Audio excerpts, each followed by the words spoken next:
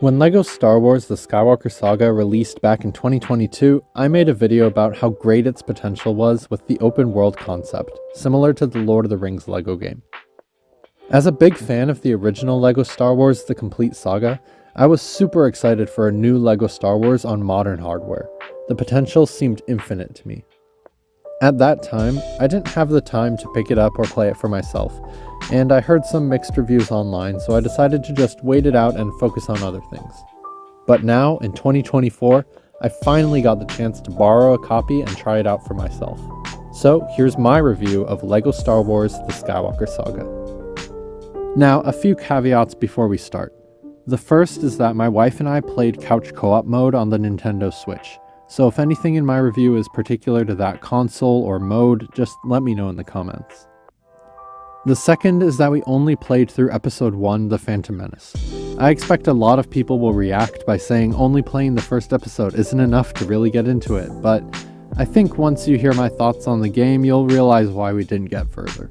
And keep in mind that the first episode is where most people will start. It's an entire movie's worth of gameplay, and it's basically the tutorial representing the game. I'll start with the things we liked. The opening intro to the main menu, the beautiful art design, great graphics quality, and the attention to detail, such as going into hyperspace each time you change from planet to planet, was all really visually stunning. Based on just the graphics and art direction alone, my wife said it was already her favorite LEGO game after just watching the intro cutscene, and the presentation really went a long way in helping it stand out as a new thing, different from the old games. My wife and I did think it was a weird choice for the opening to focus on Rey rather than Anakin or Luke, but I assume that was mandated by Disney or something. It was a nice option for them to let players start from the beginning of any trilogy they want to, but I think that almost everyone started with The Phantom Menace, because that's the beginning of the story chronologically. And we had the extra reason of my wife wanting to see Padme, and also the little kid LEGO Anakin. Yippee! So off we went into the first level of Episode 1, the only episode we played all the way through. The gameplay itself was very simple, and not even as involved as the old LEGO games, but we still had a lot of fun just messing around together. There were a lot of moments where we'd discover some new lightsaber move to show each other, accidentally throw each other around with the Force, or just mess around in the story and the environment. For example, when we first got to Coruscant to meet Palpatine, my wife was like, "Hey, isn't that guy Darth Sidious? We can stop him right now." And then we just spent a long time goofing off and attacking Palpatine in a bunch of different funny ways on the loading dock right there. There was also a really funny moment on Naboo when our task was to safely escort Queen Amidala to her ship. So my wife and I ran ahead and fought all the battle droids. We took them out really quickly. We had a lot of awesome lightsaber action, force pushes, Jedi style. But then my wife said, "Did we miss any of them?" And when we turned around, there was a single battle droid about 1 foot away from the Queen, and poor Queen Amidala was just trying to defend herself as she was getting shot over and over. There were a lot of really funny moments like this that were just unintentional as we played naturally. And there was a lot of jokes of me and my wife being terrible bodyguards and saying, "Do you think Padme will fire us?" We also had a lot of fun just wasting time by riding every animal we found, riding on R2-D2, just messing around and chasing each other in the game and ignoring the story. And after getting to Coruscant, when Palpatine told us to go meet him in the Senate, my wife got to say, "I don't want to meet him at the Senate, let's go check out the Jedi Temple instead." And we could just go, which is the coolest thing about open world games. The ideas and the art behind this game are absolutely fantastic, and even more fun to play with for real than I expected from my original video about its potential. But now for the bad parts, because like I said, we didn't even make it past the end of Episode 1. Despite its amazing achievements and potential, the game just fell flat for us in too many ways to count. For starters, the tutorial is just absolutely terrible. The old Complete Saga game starts you off in the Trade Federation conference room where you explore for yourself and naturally learn new skills one by one in an organic way as they're needed, using the same design philosophy as older games like Super Mario Bros. This new Skywalker Saga game though, it starts you off flying a ship and teaches you through a bunch of freezing and forcing you to push buttons and prompts how to steer, how to boost, and how to shoot. Now why would it do this? In this short section, there's no enemies around to shoot, There's no reason you ever need to boost, and there's not even a reason to steer because the only destination is directly ahead of you from the start, and you just land on the Trade Federation ship by clicking a button. It's bizarre to me that they would put this whole space tutorial here, way before you ever need the skills, before anything even happens in the story. You could completely cut this section, move the tutorial later when it's actually needed, and you wouldn't lose any useful tutorial, any story, or any fun. It's just bizarre, and it sends the game's momentum to a screeching halt right away at the very start of the first level. You're then dropped into a wide open hangar where you can mess around with the Force and have some fun, and then very slowly follow TC-14 to the other end of the hallway. We actually got stuck during this super simple tutorial because we ran down the hallway because that was the only thing to do, and then TC-14 didn't follow us there to open the door, so we just stood there waiting by the door wondering what we're supposed to do for a long time. And apparently it turns out that the escort characters in this game only move if you're right next to them. So we had to go all the way back to the hangar and then slowly walk with TC-14 all the way down the hallway again. Which means that anytime there's an escort mission in this game, your speed and your exploration ability are just super limited, and you have to slowly walk next to this escort character for the whole time. This one very weird design choice means that all the escort missions, and there's a lot of escort missions in this game, require you to just slowly walk directly next to the escort character from point A all the way to point B with no detours, no exploration, no scouting ahead. And any open world game that's discouraging exploration is not doing a good job. So we slowly followed TC-14, button mashed to fight some battle droids, slowly followed Jar Jar Binks, played a boring driving level, slowly followed Queen Amidala, fought battle droids by button mashing, played an easy space driving level, played a somewhat interesting driving level, then played another easy space driving level, slowly followed Palpatine, slowly followed Jar Jar again, slowly followed him back, and then fought Darth Maul by, you guessed it, pretty much slowly following him around and button mashing to fight him. I hope you see the problem here. A lot of just slowly following people around, escort missions, chasing missions, and just spamming buttons to kill battle droids with no thought. Sure, the game has an elaborate combo system that it kind of teaches you, and it looks really cool visually, but the battle droids take 2 hits with a regular lightsaber to kill, so there's never any reason to use any of the combos.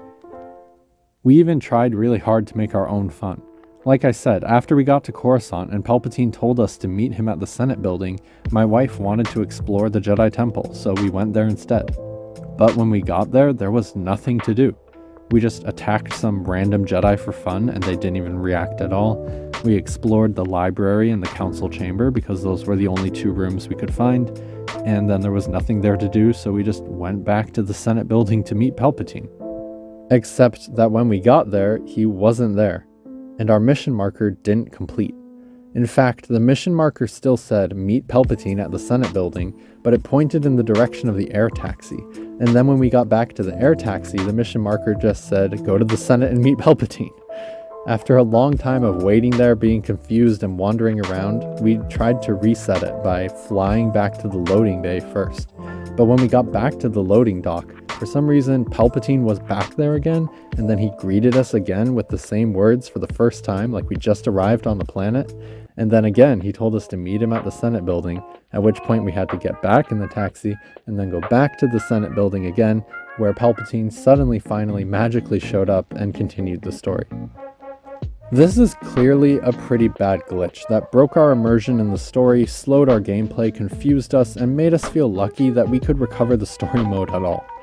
This glitch and the lack of things to do when we were at the Jedi Temple just gave us a strong feeling right away in Episode 1 that exploration is discouraged, and that it can even be dangerous to your ability to continue the main story of the game, which kind of ruins the whole concept of an open-world Star Wars game. The story missions were all so slow and bland except for the fun that we managed to create for ourselves. There was so much walking and talking and no challenge that it just got boring except when we were messing around. But we couldn't even explore or mess around that much because the game's construction is so fragile that Exploring a little bit might break the whole thing and crash your game or delete your save or make you have to restart the level. You can say the boring walking and talking with no challenge gameplay matches what happened in the real movie, but that argument just doesn't stand at all when you consider how the original Complete Saga game took the same exact movie and managed to turn it into 6 epic levels that are full of action and humor and really fun. But this nearly game-breaking bug we experienced wasn't even the only one that we faced. Right away at the beginning, we clicked on episode 4 and then changed our minds to start with episode 1 instead. That alone almost broke our whole save.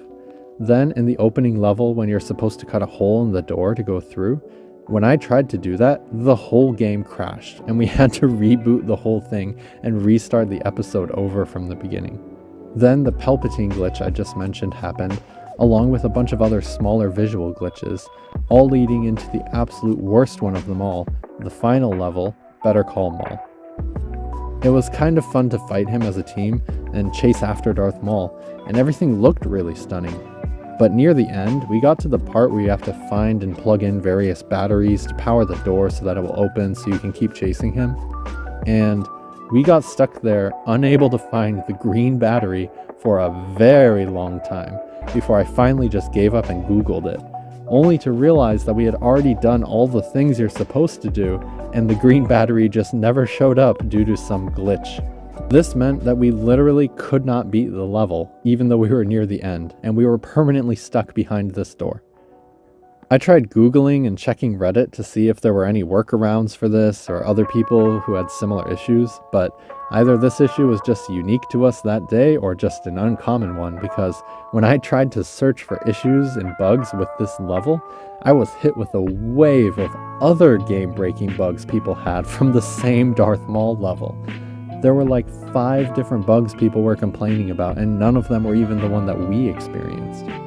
I suspect that if we had gone back to the main menu and tried starting the Darth Maul level over again from the beginning, it might have fixed itself, but by that point we were just tired of it and decided to quit the game. It's one thing to have an occasional visual glitch, but it's a whole other issue when the first episode of a 9-episode game has so many game-breaking bugs that we hit a handful of them in our first playthrough by pretty much just trying to follow the normal story mode. Oh, and all the menus and combo moves and abilities are mostly unused and very confusing too, with terrible UI design and just a lot of notifications everywhere for things that aren't even explained. We even had a tryout free play mode pop up that got stuck in the middle of the screen, and it just stayed there for half the episode. I think it appeared when we got to Coruscant maybe, and then it was just stuck there permanently, even during cutscenes. This game had so much potential, and we actually had a lot of fun with some of our own shenanigans in episode 1. But due to all these other issues, we won't even be playing the rest of the game, and I'm glad that I didn't buy it. It's a sad state of affairs that this seems all too common for the industry now, with games just not getting the support they need and then getting rushed to market way before they're polished. But it is what it is, and hopefully there will be better Star Wars games later. That said, if you want to see more Star Wars takes from me and my wife, click the video recommended on the right. Otherwise, if you want to see whatever the algorithm is sending you from my channel these days, click the video on the left. And let me know in the comments what your experience was with LEGO The Skywalker Saga and what your favorite Star Wars game is. Until next time, this is Deep Dive, signing off.